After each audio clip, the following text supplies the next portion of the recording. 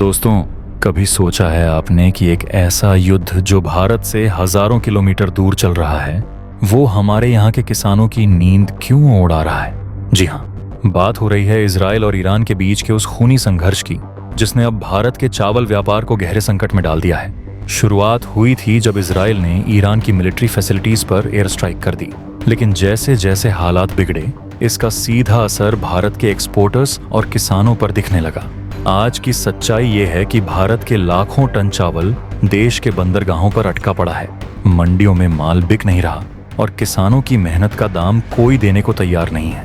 Exporters परेशान हैं, उन्हें पैसा नहीं मिल रहा, ऑर्डर पूरे नहीं हो पा रहे और आगे का भविष्य धुंधला होता जा रहा है। और इस पूरे संकट की जड़ में है वही इजराइल ईरान टकराव, जिसने सिर्फ मिडिल ईस्ट को नहीं बल्कि भारत जैसे कृषि प्रधान देश को भी झकझोर कर रख दिया है।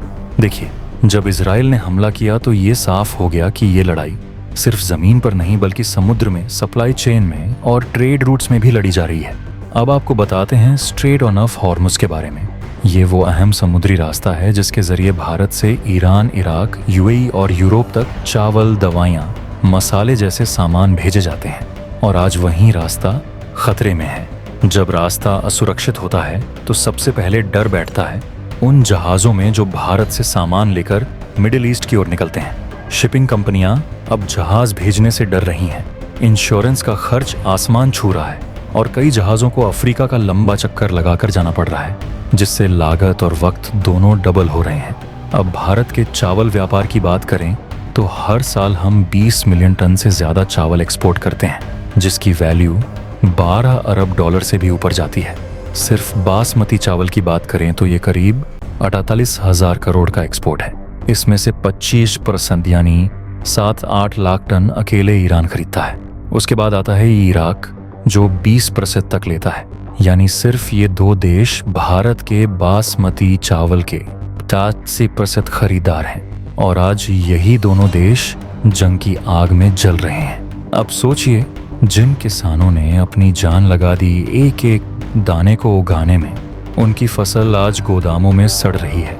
मंडियों में रेट गिर गए हैं, मिलर्स के स्टोरेज भर चुके हैं, बैंक की किश्तें चढ़ी पड़ी हैं और एक्सपोर्टर्स सिर पकड़ के बैठे हैं। जिन्होंने विदेशी ऑर्डर के लिए करोड़ों इन्वेस्ट कर दिए थे, वो आज बस सरकार से एक उम्मीद लगाए बैठे हैं कि कब मंजूरी मिलेगी, कब माल रवाना होगा और कब पैसे आएंगे।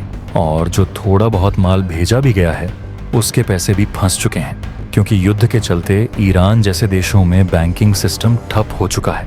एक्सपोर्टर साफ कह रहे हैं कि अगर ये हालात लंबा खींचे तो भारत का चावल एक्सपोर्ट रुक सकता है। अब एक और खतरनाक पहलू समझिए, भारत की साख का।